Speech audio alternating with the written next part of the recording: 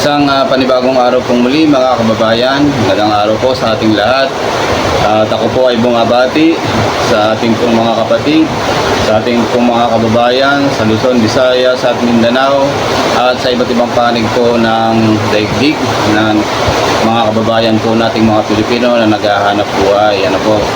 At ako rin po ay bumabati dito po kay Brad Ponte Mendoza, kay Sis Mary Mendoza sa kanila pong pakikinig, manonood dito po sa ating Mountain Channel. At bago po natin napakinggan ito kong si Sangkay Janjan, na iwag po ninyong sanang kalimutan na kayo po ay mag-like at mag-subscribe dito po sa ating munting programa. Ayan, medyo maulan po ngayon sa ating dito sa amin dito sa Bulacan.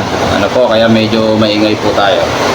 Ayan, pakinggan po natin itong ayon po kay Sangkay Janjan sa kanya pong magandang good news. Ano po, dito po sa pangunguna ng ating Pangulo na si Bongbong Marcos. Pakinggan po natin.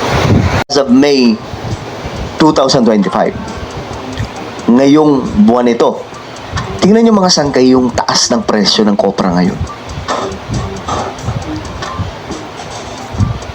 Kita nyo yan mga sangkay?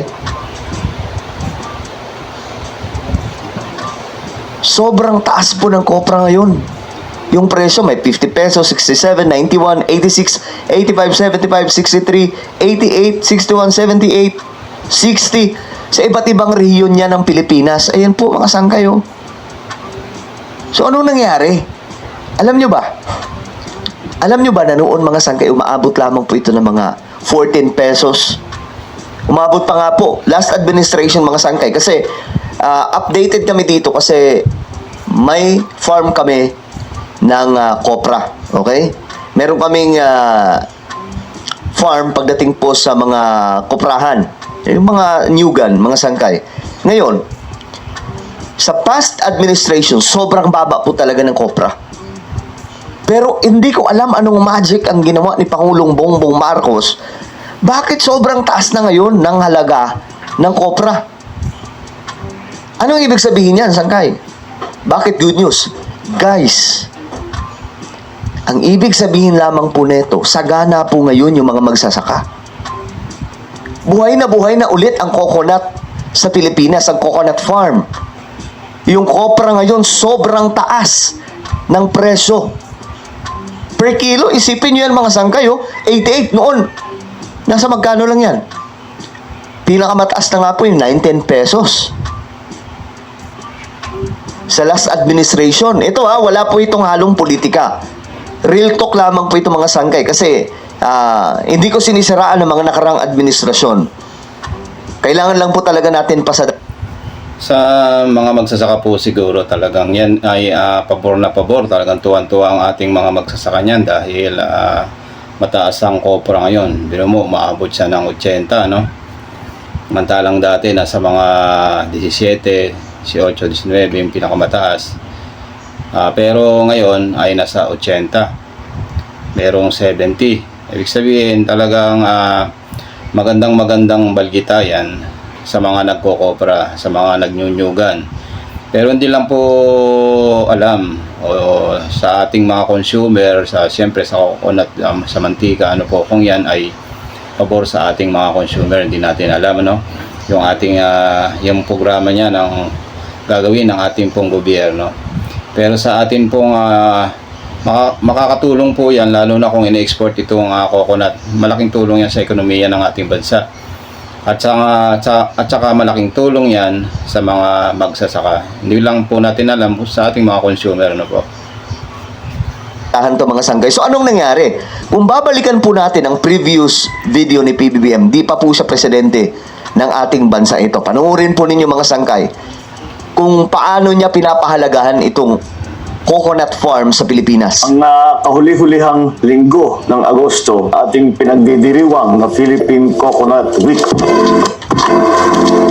Kinikilala natin kung gaano kahalaga ang coconut, hindi lamang sa buhay ng pamilya Pilipino, kundi sa ekonomiya ng Pilipinas. Tayo sa Pilipinas ay isa sa pinakamalaking exporter ng coconut products. Sumusunod na lang tayo sa Indonesia. Karamihan nga ng produkto natin na galing sa coconut, 70% ay in-export.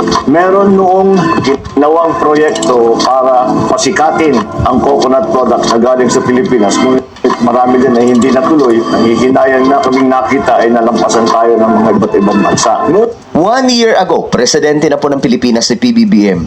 Isa po sa kanyang talumpati na itong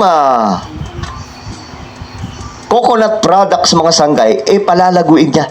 Ngayon, panoorin natin. This administration started to formulate the plans on how to redevelop our coconut industry, how to help our coconut farmers. O noon mga sanggay, akala po natin, talkies lang yan, di ba? Akala po natin, drawing lang. Isiniwalat ni BBM, natutulungan niya yung mga magsasaka, mga sangkay, para po itong coconut farm magkaroon ulit ng halaga sa Pilipinas, mga sangkay. Kasi alam nyo, kahit sa amin, marami na pong tinatamad na magkopra dahil nga po sa sobrang baba ng presyo per kilo.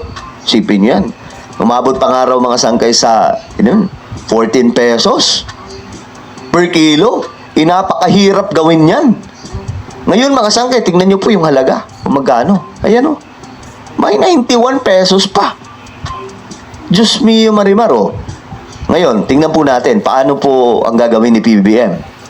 There is no reason why the Philippines should not be the local, the biggest producer of exports in terms of coconut products. Grabe, no? Noon sinasabi lamang po niya yan, mga sangkay. Kumbaga, wala pong... Hindi po natin alam kung mangyayari kasi marami nang nagdaang administrasyon, hindi po talaga nagawan ng paraan para po mapataas ang presyo ng kopra. Pero ngayon, mga sangkay, grabe. Solid. The coconut, alam naman ninyo, pagka ang pinag-uusapan ay coconut, talagang wala tayong tinatapon. Walang kailangan itapon. Correct. Madali para sa atin. Grabe, alam na alam ni BBM. Alam nyo, mayaman si BBM, di ba? Laki sa masaganang buhay. Hindi po katulad sa atin mga sangay na talaga. Siyempre po yung mga impormasyon niyan, naitatanong po niya yan sa mga magsasaka ng kopra.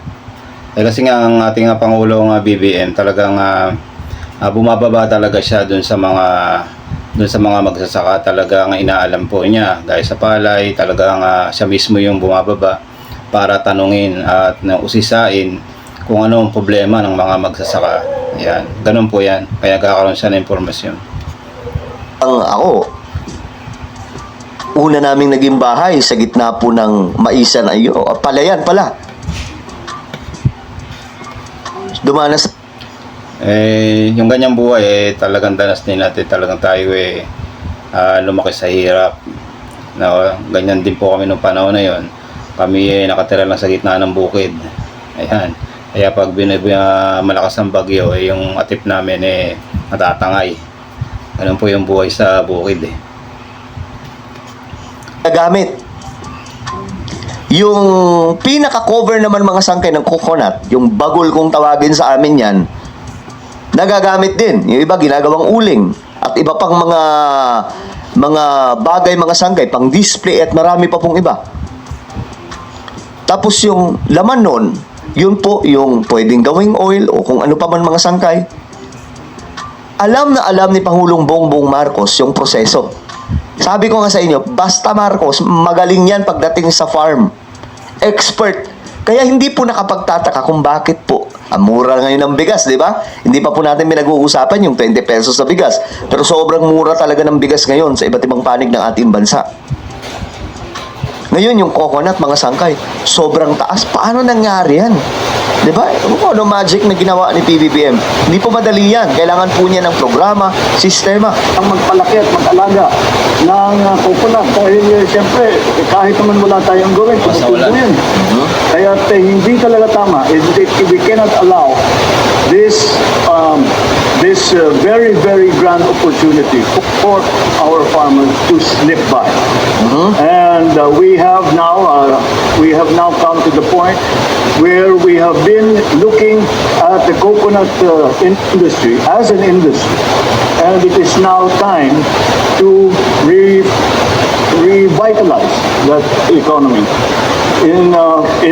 for the betterment of not only coconut farmers but to the entire economy. Para Grabe. sa akin, malaki ang pag-asa ko. Talagang I am very optimistic Grabe. that we will be able to bring back to the coconut industry na ano lang when the government fell in 1986, all of those very important programs for the coconut industry stopped. Grabe, no?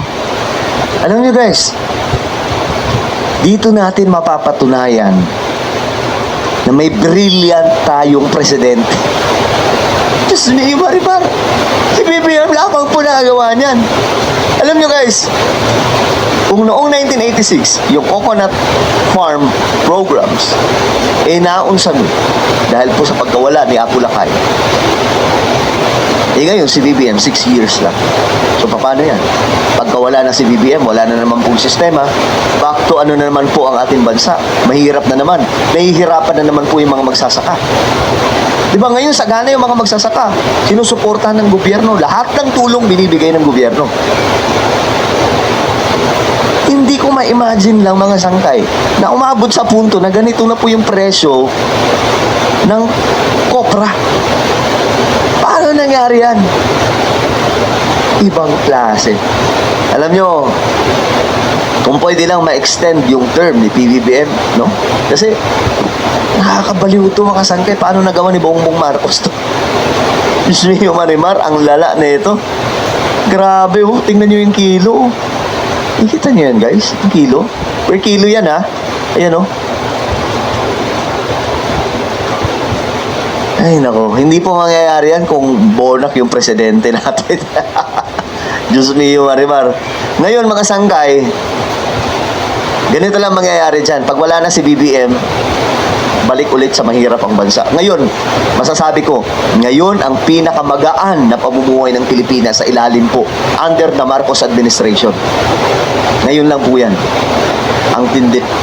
Yan po mga kababayan yung atin pong narinig dito kay Sangkay Janjan.